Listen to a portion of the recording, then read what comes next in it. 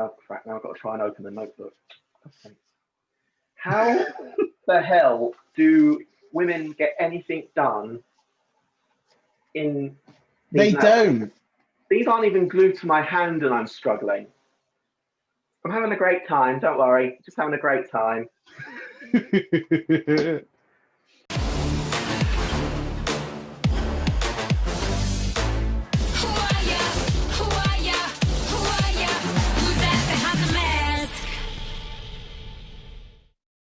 Hello, everyone. It's me, Shar Cooterie, here with Kenzie Blackheart, your slime princess.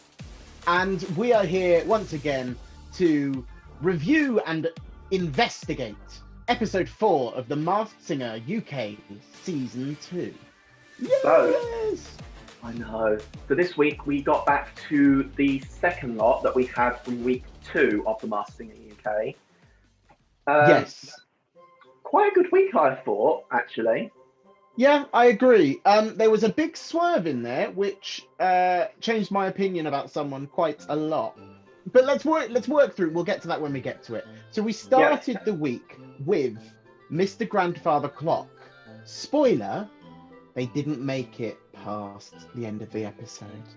Yeah. So a couple of spoilers. First of all, Grandfather Clock didn't make it. They was unfortunately unmasked. And second of all, our Miss Shar over here, she's just levelled the draw between us because she got this one right. Yes, she did! Time ran out for the Grandfather Clock. Now, just going through the clue package, a few things. So I'd said in our last review of this group that I thought it was Mr. Glenn Hoddle. Yep. And it turned out to be Glenn Hoddle. It was Glenn Hoddle. So the big things that really sort of made me cemented that for me was when they mentioned Bulgaria in the clue package. There was a postcode for Bulgaria, a postcard for Bulgaria, on a very brief sort of look of Glenn Hoddle with Bulgaria. That is, as he mentioned, when he made his England debut and scored what was deemed the wonder goal. I don't know if it was more special than normal goals. My understanding is the ball goes in the net and then you do a dance. I know, I'm like nodding along maybe here like I know what's going on, but literally talk about anything football to me, I've got no clue. No, I've got no idea either. And then one thing I do know about football is when they mentioned the hand of God, I did know that to be Maradona. Yeah, I did get that reference, but who the actual hand of God was, of course, my gay ass had no clue. I only knew the reference. I'd assumed, based on the timings, because I think the Diego Maradona thing happened in the late 80s, so that would be around the time that Glenn Hoddle was playing for England. So that's when I sort of settled on it. In terms of the post-performance clues, because I don't know that much beyond what I've sort of... Basically, a lot of my research and finding out about Glenn Hoddle has actually been about opinion pieces that he's been asked to do in the last 4 or 5 years. So he wrote an article about having had a heart attack. He wrote an article about his experiences with Maradona, and I found these opinion pieces and was like, oh, this must be this guy. So the two lies and the truth, I have no idea. They didn't really help me. I just knew that it wasn't the goalkeeper one. Yeah, I mean, obviously now that we know who it is, the two truths and one lie, the actual one was the Prime Minister compared their jobs, which was in reference to Tony Blair. Literally, before he was unmasked, I had no clue whatsoever. I was glad to have got it, and I think actually it was lovely to have him. He has a nice voice, and there's the sort of nice musical connection that he had released a single in the past. But beyond that, I mean, as with any footballer really on these sorts of shows, or sports person generally, I'm not going to be your go-to expert. But it is now 2-2, as they say in the game. 2-2. I know, we are now tied, which is quite exciting. Not that we're like competing for a trophy or anything. Maybe we should. But we'll discuss that outside of things. So that was Grandfather Clock done and dusted. Yeah. I just want to say as well, Glenn Hoddle, he did sing absolutely beautifully, and we was adamant that it was going to be someone like Bradley Walsh at the start of the series. So I think that's kind of a compliment to Glenn Hoddle, because Bradley Walsh is an amazing singer. So for him to be compared to people like that, I think he did an absolutely amazing job. Yeah, he did very well. And nice for a bloke to finally go out. I know. The feminist in me is like, why is everyone just targeting the women? But now we finally had a man go out, so I'm happy now. Yeah. And speaking of women, we now move on to one of the few remaining women left in the competition, Miss Harlequin. Her clue package was odd this week, wasn't it? Very odd. Still very... Right, we're still sticking with Gabrielle, only because we don't feel like we actually had enough from the clue package this week to make another assumption about anyone else. What I've written, the summary of my notes is, I don't know what the clue package was talking about, and I can't make any sense of it. Yeah. Listening to the voice, and now I've listened to the voice, and actually I went back and listened to the first song Harlequin performed, and Rita mentioned recognizing a little vocal flurry, of something of a flair. Yeah. And that, when I went back and listened for that, I heard it, and it reminds me of the little notes that she does in Dreams. There's a little Dreams, ba-da, ba-da. She's very nice with that, Gabrielle. That's the exact sort of thing that we're... That's literally all I've got. Anchoring onto. That's all I've got to go. In fact, I've written Gabrielle, circled it, and then wrote, clues make no sense. Yeah, basically. Because we'd said in the first one, you'd said about the interview where she said, you need to push me on stage. But beyond that... Yeah, it's literally... There was literally so little. I've literally... Every week I write down in my little notebook, like, all the clues from the package, all the songs, etc. Yeah. Literally for Harlequin this week, I've got just 3 little bits from the clue package, which is Loves to Read, Writer, and I had in quotation marks, Who Am I? There was nothing really. No. However, the one thing that I feel does give us something is the post-performance clues. So we basically, to boil them down, there was a reference to The Bodyguard, there was this idea of waking up early, and then there was turning down a prince. I'm running with, just based on the thing that I can't see who else it is, but for the association with Gabrielle vocally, is that waking up early would be Rise, which was the name of one of her albums and singles. Yeah, that makes perfect sense. Otherwise, I literally do not have a clue. I know everyone was sort of leaning towards Alexander Burt because of the Bodyguard reference. And we did see that, which was absolutely incredible, but it's not her. No, the voice is older than her, and there is a rasp to it. So there was a point when I think Rita mentioned Macy Gray. I could hear that, but there's not enough rasp. It's an interesting one because I don't want to say 100% it's Gabrielle, because I feel like the clues are all over the place. But at the moment, I can't think of anyone else it could really be. Yeah, I mean, Macy Gray is... Apart from Whoopi. Are you still going with Whoopi? I mean, in the face of no clues, we've got to hope big. We've got to dream big. Oh, yeah, that's true. In that case, I'm going with Lady Gaga, so... Right, so then that brings us on to someone who I'm still yet to warm up to, which is Bush Baby. Yes, Bush Baby with the swerve here. So last time, to be quite honest, last time they performed, I thought they were naff. I still feel like I'd rather they'd gone this week. I agree. Hitting us with the swerve of what was a pretty decent Elvis impression and a much better singing performance as a result. Yeah, the Elvis impression was really good, which is kind of why I was steered to a certain direction, but I'm literally all over the place with Bush Baby at the moment. It does now make me concerned that they think they were doing a Tom Jones the first week. Yeah, that wasn't even like Blackpool quality impersonation. I can hear now that maybe that's what they were trying, but it just was a bit shouty. Yeah, I'm with you on that one. So looking at the clue package, we had the idea of there was a ninja so I wondered whether it was a Ninja Warrior connection or something like that. The idea Yeah. of game shows or games, a box of tricks. There was drumming and impressions, and they referred to themselves as a master of deception. And there was also more ABBA references than GAY on a weekend. Yeah, there was so many ABBA references, which I'm like bedazzled by. But yeah, I don't know how they fit into everything. The impression that I'm getting just from the sheer variety, so we've got magic, we've got singing, we've got some instruments, we've got comedy, we've got hosting, is that this is like a classic sort of variety style performer, someone who's come up through the variety circuit. And the only person that I can now sort of think of that might fit is Brian Conley.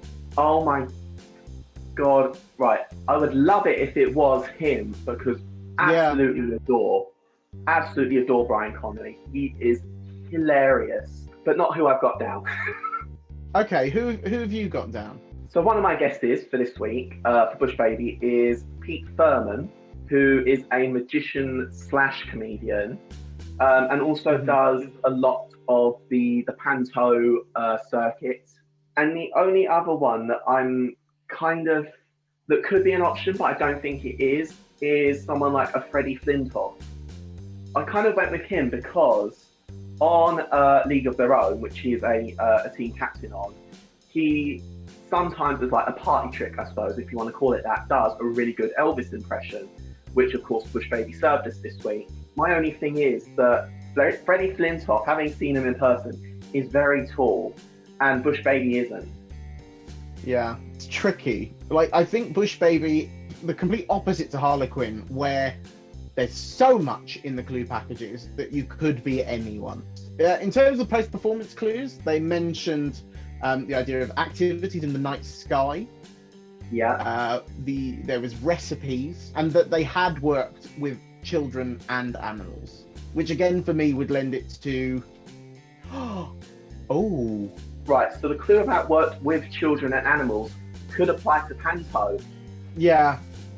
Because I was going to say, so when I first went, ooh, I thought, right, ooh, that would suggest panto. And then I thought, oh yeah, what about the puppet and kids' TV? Yeah, because we have actually seen Brian Conley in panto, absolutely hilarious. So we've got that sort of first-hand experience. So it very well could be sort of like a lean in towards that. So for now, I'm going to stick with Brian Conley. Who are you running with? But now I'm going to stick kind of a similar direction with Pete Furman. Lovely.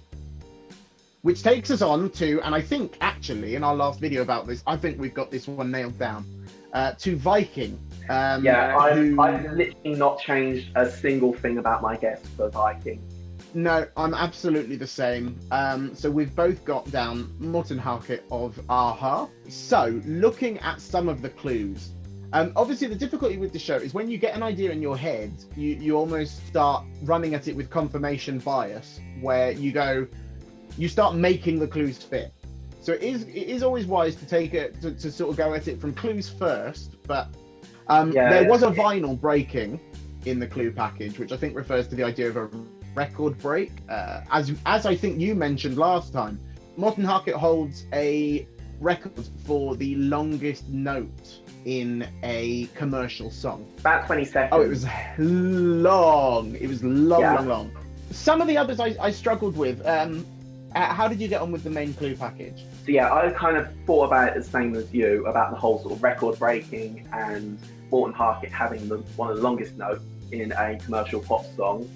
Yeah, that's literally still where I'm going with it. But as you said, sometimes you do have to just sort of empty your mind of what you had before and open it up to other possibilities, because you can kind of start making assumptions. Like the US flag, you know, in my head, I'm thinking, oh, Morten Harket, you know, he's made it in America, and young star, he was young with Aha when they broke out.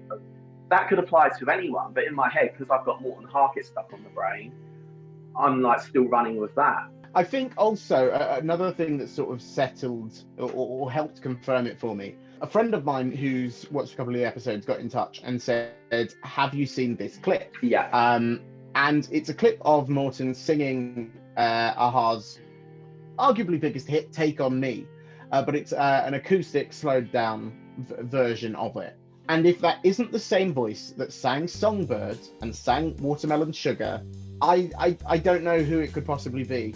No, literally, you sent me that clip, and I was like, we had already watched this because, again, my mum, she's Nancy Drew on this whole thing, and she had watched the exact same clip the first time that Viking performed, and we said the exact same. There is no way on God's gay earth that is anyone else other than Morton Harket. No. In terms of post-performance clues, these I did a deep dive on with my Morton Harket hat on. And I think it's got to be Blue Peter. He had performed, in fact, Blue Peter did a mini documentary on the making of a music video, I think for a song called Hard to Kill. I may have made that up, back in the 1980s. And so definitely would have got a Blue Peter badge for having this like actual full-on feature of the behind the scenes of this music video. If it's Morton Harket, which, come on. I think it's like 90%, I think, at this point. I'd go further. I am almost as sure of I've heard this that about as you, I girl. am. I've heard that about you. The early career brotherly love, I did look up, Aha, was there any brothers involved? No. And the first hit, Dialed M for Murder, I'll admit, I did actually look to see if one of their singles killed anyone through like the pitch of it, whether someone was like listening to it a bit too my god, loudly. very like, morbid. It went like ultrasonic and killed someone. I did look at that because stranger things have happened.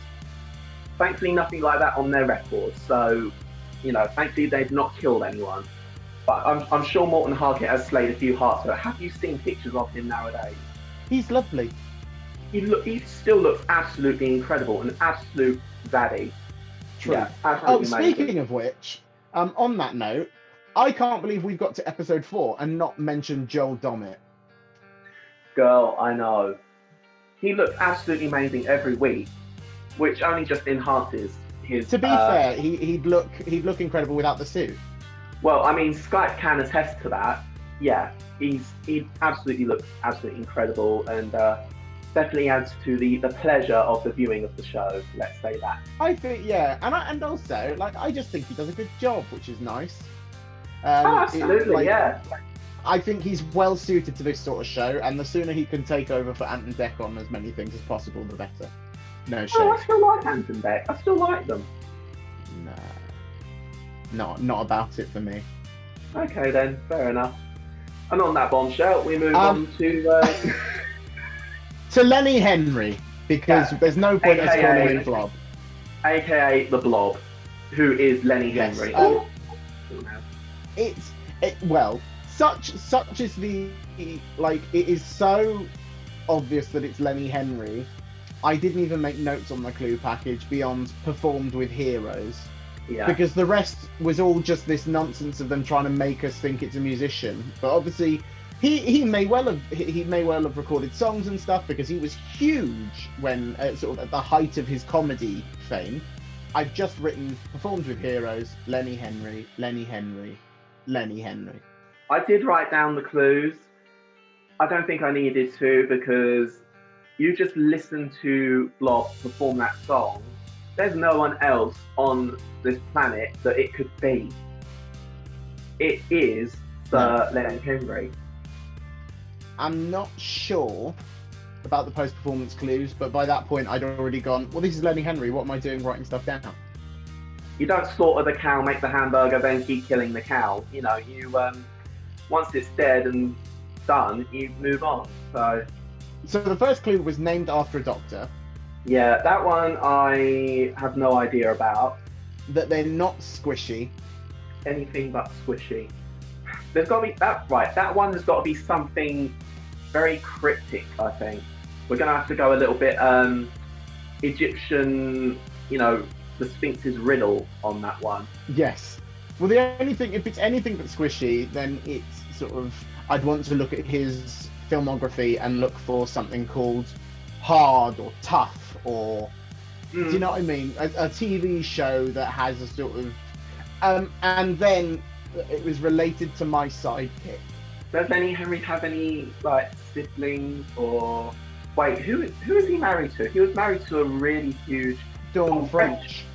He was married to Dawn French, so maybe there's some sort of, if we go down the rabbit hole, maybe there's something that links in with all of that.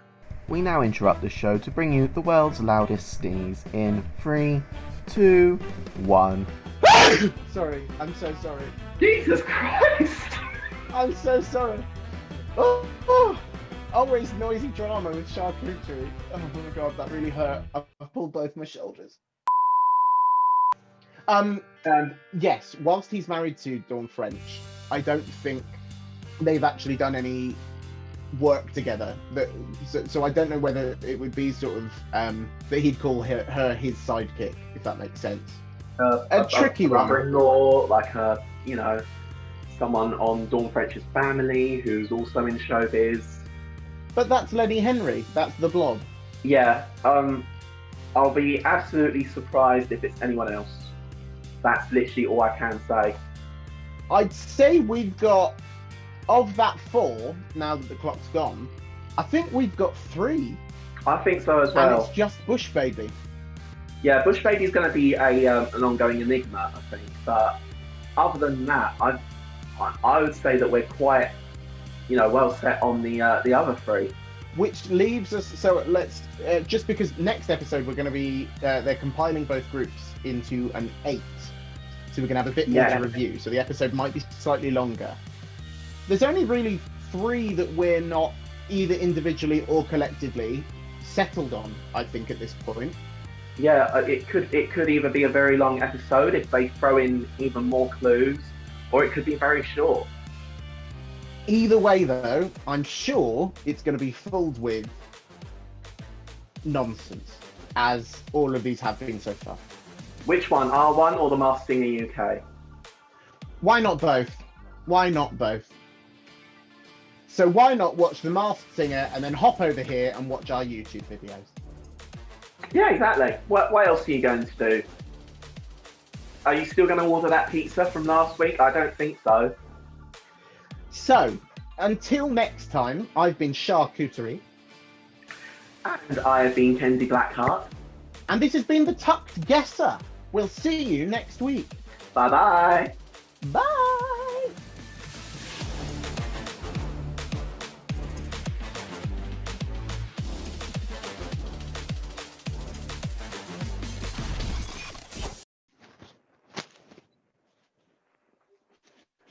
Ooh. Surprise! It was me the whole time. Take it off. Take it off. Take it off. I just like me without a wig. It feels more, of course it feels more me. What a stupid thing to say. I look more like myself when I've not put fake hair on. Yeah, that's the idea. I know. I look more like myself when I'm not wearing a full Dulux colour chart of paint on my face. I will say though, with the no hair, there is something quite Sinead O'Connor about the whole look, and I absolutely love it. It's mainly for convenience and warmth that I don't wear wigs. Yeah, I can understand that. And I mean, if it looks original, then nothing else compares to you, isn't it? So. Oh God. Hello. Right, I'm going. Okay, bye. I'm not having that.